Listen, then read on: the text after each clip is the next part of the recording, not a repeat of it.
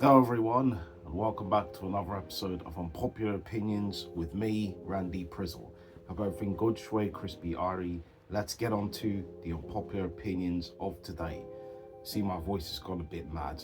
As I said, I think I'm obviously getting a cold, flu settings and all of that. But I'm going to try and give my best, obviously, voice so you guys can hear me and you can hear what I'm saying. So let's go. Telling ugly people they're attractive won't help them. Now listen, it's a bit peak, you know what I mean? Trying to tell ugly people that they're attractive.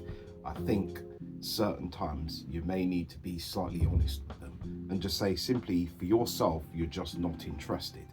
Instead of trying to say, break someone down and try to tear them apart, the best thing you could just say, I'm not attracted to you. I don't find you attractive, unfortunately. But say it in a ways where, sorry, you're not my type, or I'm not feeling you. It's just as simple as that. Instead of going through the nitty-gritty, trying to tear someone down and break them apart, people who try to do that are quite bad mind, if you get what I'm saying. If you're literally trying to tear someone down for your own personal entertainment, because literally, this happened to me before. I've heard a group of girls say I was ugly, and it kind of didn't make me feel good, do you know what I mean? But they said it behind my back and I overheard them, so it's a bit mad. But you know, it's one of the things that doesn't really boost your confidence or ego. It doesn't really help to really hear that from someone because you just generally think that every other person would find you unattractive. And then you're kind of left thinking, what? Where am I going here? Who really likes me? But trust me, there is someone out there for you that would like you for you. So forget what other people think. There's that person out there that would find you attractive. So let's move on to the next one. Swimming should require a class for any kindergarten and first grade public school. I do agree because I think obviously, you know, youngsters who do swim and, you know, it should be a class where it should be taught because you never know when you need to go on holiday as a youngster. These kids sometimes don't know how to swim. So it would beneficial, it would help, you know what I mean, especially in situations where kids like to just run off and do their own thing. And if they get into trouble, maybe the tide comes in, you know what I mean, the tide is high and they're holding on. It's best obviously that there is that measures in place where they probably know how to swim at least so they can feel and gain some confidence. Someone could help them out as well where if he gets peaked, do you know what I mean? So I do think it should help. It should be a requirement as well that should teach these kids a bit more. And you never know, you're going to birth some more athletes, some Olympic athletes and that, doing the swimming stuff. It can really help benefit them and maybe keep them a lot more active and stuff. So, you know, I do agree with that one. We should normalize eating the same meal every day. No, we shouldn't. We shouldn't do it because it's boring.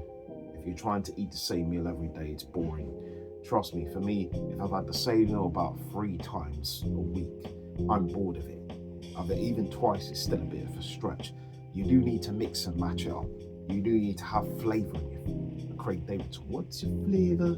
Tell me what's your flavour? Ooh. You need to have some flavouring in your food, different varieties that gets you excited to want to eat food. Do you know what I mean? One day is chicken, another day is meat, another day is fish, or if you're obviously vegetarian and vegan, potatoes, one day broccoli, one day cabbages, one day, you know, sweet corn, you know what I mean? So you mix and match it up. So it's one of them things that I don't think you should be normalizing eating the same meals every day. It's boring, it's dead. Do you know what I mean? Having the same food every day just makes you want to just, you know, forget all of that and just be ordering food all the time, you know what I mean? So people should also be normalizing themselves how to cook as well, I do feel.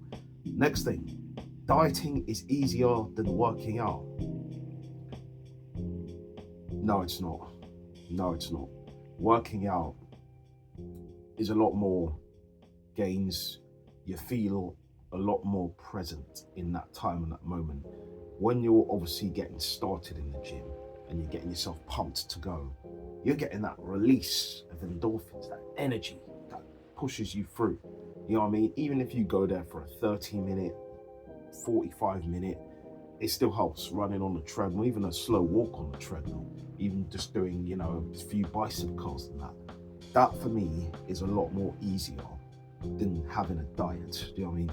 Doing a diet, trust me, I don't like them because I've tried to do them before. It's not stuck with me. And I said, hey, this is not really where I want to go. You know what I mean? I want to be able to enjoy my food, eat my food, and feel comfortable eating what I want. And just go to the gym, bang it out, and then come back. Listen, I've not gone to the gym in a while. So people would say, well, is that relevant to what you're talking about? But yes. You know what I mean? Gymming, I think, is better than taking a diet. We'll come to the next one. Any beef burger is tastier than any steak.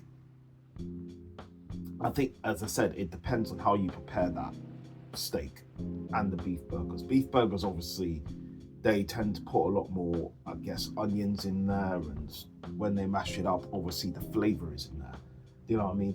But I think, obviously, with the steak, it's how you season it, how you prepare it, you know what I mean, how they've cut the meat, all of that. It depends on those things. What type of, obviously, cut of meat you've got.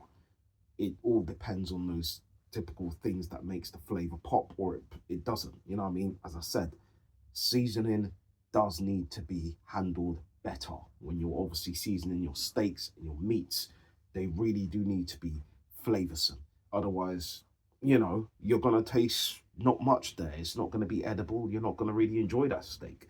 So I do agree in terms of where beef burgers, they've taken more time to probably prepare them, give them that flavor, while they've obviously mashed them, minced them in the machine, and that they have a lot more flavor in them. But I think it's how you prepare your steak that will combine the two and make it all work and everything like that. But that's it, guys. That's the end of this episode for Unpopular Opinions. As I said, I got a cold and flu setting, so I'm trying here. My brain is all over the gaff, still in the madness still, but I said, hey, I've got to come out here and I'm going to give you guys something, you know what I mean, because this usually should happen. But yes, big up yourselves for checking out this episode. Appreciate all of that. And you know what I usually do when I finish here? I give my opinions and I'll react later on.